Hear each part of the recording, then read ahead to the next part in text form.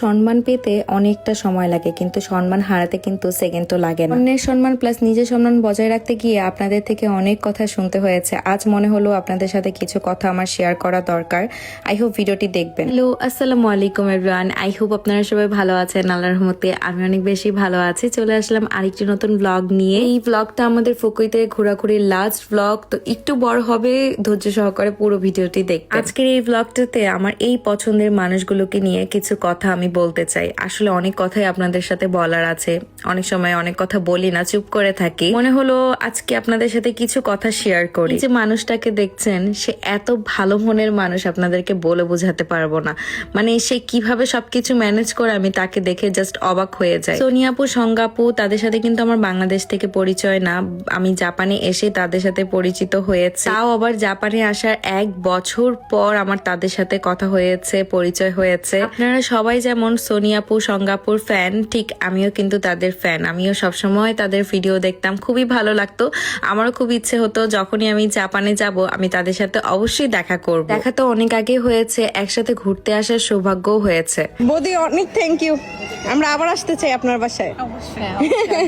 এর আগে বলিনি, ফুকুইতে আমরা 2 দিন হচ্ছে সুজন ভাইদের বাসায় ছিলাম। তো তারা আমাদের এত আপ্যায়ন করেছে, তাদের এত বড় একটা বাসায় আমরা থেকেছি সবাই মিলে। বৌদি প্রেগনেন্ট হওয়া সত্ত্বেও আমাদের জন্য প্রত্যেক বেলায় সে এত এত মজার মজার রান্না বান্না করেছে, তাকে একটু কষ্টই দিয়ে ফেলেছি আমরা। তার হাতের মুড়ি ঘন্ট তো আমার এখনো মুখে লেগে আছে, তার জন্য অনেক অনেক দোয়া রইলো। আগের কথায় ফিরে আসি, তো সোনিয়াপু আর সঙ্গাপুর সাথে যখন আমার ফার্স্ট টাইম দেখা হয়েছে, আমার বিশ্বাস করেন ফার্স্ট টাইম দেখা হয়ে আমার মনে হয়নি যে তাদের সাথে আমার প্রথমবার দেখা হয়েছে। এখানে সবার থেকে কিন্তু আমিই ছোট, আমাকে তারা এত ভালোবাসে আর তারা এত বেশি পোলাই। বিশ্বাস করেন আমি তাদেরকে নিয়ে যত বেশি বলবো ততই কম হয়ে যাবে। আর অনেকেরই প্রশ্ন ছিল আমরা সবাই সেম পরেছি, নাইমাপু কেন আলাদা শাড়ি পরলো। আর আমাদের 4 জনকে আসলে ব্র্যান্ড থেকে সেম শাড়ি দেওয়া হয়েছিল। নাইমাপু লাস্ট মোমেন্টে আসলে ফিক্স করেছে সে আমাদের সাথে ঘুরতে যাবে, হলে হয়তো আমরা তার জন্য একটা সেম শাড়ি নিতে পারতাম, বাট আমরা তারপরও চেষ্টা করেছি আমাদের সাথে যেন নাইমাপু একদম ম্যাচিং থাকে। এখন আপনাদের মনে আরেকটা প্রশ্ন, না আপনাদের সাথে তো আমরা আরেকজনকে দেখেছি, তাকে কেন আপনারা নিলেন না? আমাদের সবার সাথে হয়তো বা আপনারা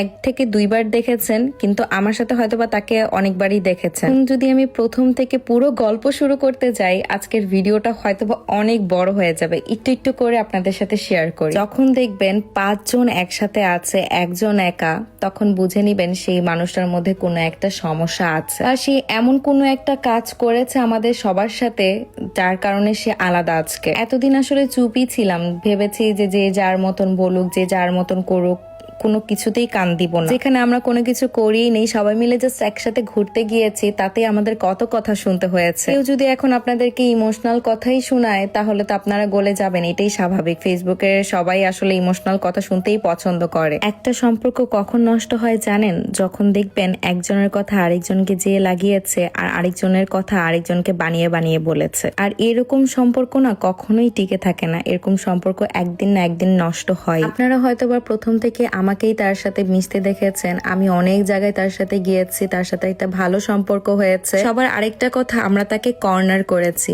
না, আমরা তাকে কর্নার করিনি, সে তার নিজের কর্মের কারণে সে কর্নার হয়েছে। সবার সাথে তো আসলে সুসম্পর্ক হয় না, যাদের সাথে মনের মিল আছে আসলে তাদের সাথেই দেখবেন যে সুসম্পর্ক হয়। আর আপনি মানুষের সাথে যতটাই অ্যাভেলেবেল হয়ে যাবেন ততটাই কিন্তু ভ্যালুলেস হয়ে যাবেন একটা সময়। আমাকে যারা পছন্দ করে, আমাকে যারা ভালোবাসে, আপনারা তো আমাকে 2 দিনে ভালোবাসেননি, অনেক এফোর্ট দিয়ে কন্টেন্ট বানিয়ে আপনাদের মনে ভালোবাসা বা সম্মান অর্জন করে আজকে এখানে পৌঁছেছি। সম্মান অর্জন করাটা কিন্তু অনেক কঠিন, কিন্তু হারানো খুবই সহজ। আমি যদি প্রথম থেকে আপনাদেরকে বিস্তারিত সবকিছু বলি, আসলে তার সম্মানটাই নষ্ট হবে। নিজের সম্মান বা নিজের সম্মান বজায় রাখতে অনেক কিছুই বলি না, আর যার নিজের সম্মানেরই ভয় নেই সে অন্যের সম্মানের তোয়াক্কা করে না। সে বরাবরই সোশ্যাল প্ল্যাটফর্ম গুলোতে পাবলিকের সামনে বলতেই পারে, আমরা তো আর পারি না। আপু, সঙ্গাপু তারা অনেক বছর ধরে আসলে এই সোশ্যাল প্ল্যাটফর্মে আছে, আমি তো প্রায় 3 বছর ধরে আছি। আপনারা আমাদেরকে এতদিন ধরে দেখেছেন, এতদিন ধরে এত এত ভালোবাসা দিয়েছেন।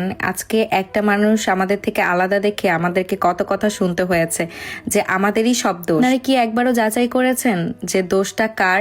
দোষটা কি আসলে কি আমাদের কিনা। আপনারা তো আসলে সেটা যাচাই করবেন। আপনারা দেখেছেন আমরা সবাই মিলে একসাথে আছি, সে একা আছে, আর ভেবেই নিয়েছেন তাহলে দোষটা আমাদের সবারই যে আমরা হচ্ছে তাকে একা করেছি। আপনারা হয়তোবা দেখেছেন আমরা পহেলা বৈশাখে সবাই একসাথে মিলে কিন্তু ভিডিও করেছি, তাই না? আসলে প্রত্যেকটা সম্পর্কের মধ্যে মনোমালিন্য থাকেই, তো আমরাও ভেবেছি যে 2 দিনের দুনিয়া, আজ আছে তো কাল নেই, কারোর মধ্যে মনোমালিন্য না রেখে আমরা সবাই এক হয়ে যাই। এখন আমরা যদি শুনি যে তার হাজবেন্ডই তাকে মানা করেছে আমাদের সাথে মিশতে না, তাহলে আমরা কিভাবে তাকে আমাদের সাথে নিই? আমরাও চেয়েছি যে তার ফ্যামিলি নিয়ে সে খুশি থাকুক বা সে তার হাজবেন্ডের কথা অমান্য না করুক। পার্সোনালি ফ্যামিলিগত ভাবে তার হাজবেন্ডের সাথে আমাদের একটা প্রবলেম আছে, সেটা আসলে আমি সোশ্যাল মিডিয়াতে প্রকাশ করতে চাচ্ছি না, যেহেতু সে কখনোই প্রকাশ করেনি এটা। তার হাজবেন্ডের সাথে ফ্যামিলিগত প্রবলেম থাকা সত্ত্বেও আমি প্রথম থেকেই তার সাথে মিশেছি। পরে তো আসলে অনেক কাহিনী হয়েছে, সেই কাহিনীগুলো আমি আসলে এই সোশ্যাল প্ল্যাটফর্মে বলতে চাই না, আমি কারো অসম্মান করতে চাই না, তাই এখনো চুপ করে আছি। এতদিন আসলে কোনো কিছুই বলতে চাইনি, যখন দেখছি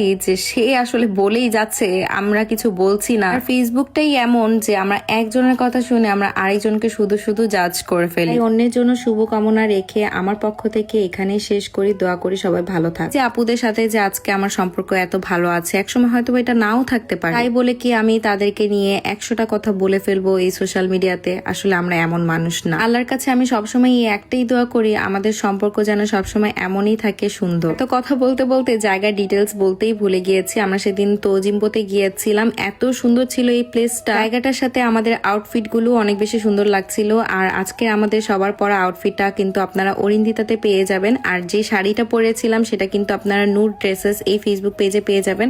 আমার ভিডিওর ক্যাপশনে কিন্তু আমি পেজগুলো মেনশন করে রাখবো। ঝগড়া হলে তো আসলে আমার ইলাপুর সাথেও হতে পারতো, আমরা দুইজন অনেকদিন ধরে একসাথে আছি, দেখছেন যে আমরা একসাথে অনেক জায়গায় ঘুরতে যাই। হ্যাঁ, আমরা ঝগড়া করেছি, এমন না যে আমরা ঝগড়া করিনি, সেটা হচ্ছে আমাদের মিথ্যা মিথ্যা ঝগড়া। আমাদের সত্যিকারের ঝগড়া এখন পর্যন্ত হয়নি, দোয়া করবেন যেন আর কখনো না হয়। ফাইনালি আমাদের 5 দিনের ট্যুর শেষ হলো। তো আজকে আমরা হচ্ছে পুকুর একটা খুবই সুন্দর একটা, এটা কি তোজিম্বা, আচ্ছা তোজিম্বা এখানে দেখতে এসেছি। এখন সানসেট হয়েছে, আকাশটা দেখতে খুবই সুন্দর লাগছে, এখনকার ভিউটা অসাধারণ। আসলে আমাদের ট্যুর আজকে এই পর্যন্ত। আমরা লাস্ট পর্যন্ত সেখানে ছিলাম, বের হয়ে দেখে এখানকার সব দোকান টোকান বন্ধ হয়ে গিয়েছে, আর এত ভয়ঙ্কর লাগছিল জায়গাটা দেখতে, মনে হচ্ছে যে হরর প্লেসে ঢুকে গিয়েছি। সেখানে ঘোরার পর আমাদের ডিরেক্টলি বাসার উদ্দেশ্যে রওনা দেওয়ার কথা ছিল। এক আপু আমাদেরকে তাদের বাসায় আগে থেকে ইনভাইট করে রেখেছিল, আমরা ভেবেছিলাম যে সেখানে আর যাব না, সেখানে গেলে আসলে আমাদের বাসায় যেতে অনেক বেশি লেট হয়ে যাবে, বাট সবাই বললো যে চলো সেখানে গেলে অনেক মজা হবে। আসলে না আসলে মিস করতাম, এত মজার মজার খাবার সে আমাদের জন্য বানিয়েছে। বাসীর এই আন্তরিকতা বা আপ্যায়ন আমরা কখনোই ভুলবো না, এত এত তারা আমাদেরকে আপ্যায়ন করেছে। জানি না আমাদের ফুকুইতে আবার কখনো যাওয়া হবে কিনা, কিন্তু গেলে অবশ্যই তাদের সাথে আবার দেখা করতে চাই আর তাদের হাতের মজার মজার খাবার খেতে চাই। কোনো কিছুর কমতি রাখেনি, এখানে রসমালাইও সে বানিয়েছে, এটা এত মজা ছিল। আমরা রাতেই রওনা হয়ে গিয়েছিলাম, ঘুম থেকে উঠেই দেখি যে সকাল হয়ে গিয়েছে। কতক্ষণ আমার হাজবেন্ড ড্রাইভ করেছে, কতক্ষণ ইয়াসিন ভাই ড্রাইভ করেছে, এইভাবে আমরা হচ্ছে বাসায় পৌঁছে যাই। ফার্স্টে ইলাপুদেরকে তাদের বাসার সামনে নামিয়ে দিয়ে এরপর আমরা বাসার দিকে চলে যাচ্ছিলাম। আলহামদুলিল্লাহ এবার গোল্ডেন উইকের ঘোরাফেরাটা আমাদের খুবই ভালো হয়েছে। সবাই ভালো থাকবেন, সুস্থ থাকবেন, আল্লাহ হাফেজ। আর দেখা হচ্ছে নেক্সট কোনো ব্লগে। আর নতুন নতুন ভিডিও দেখতে হলে কিন্তু আমার পেজে লাইক এন্ড ফলো করে পাশে থাকবেন।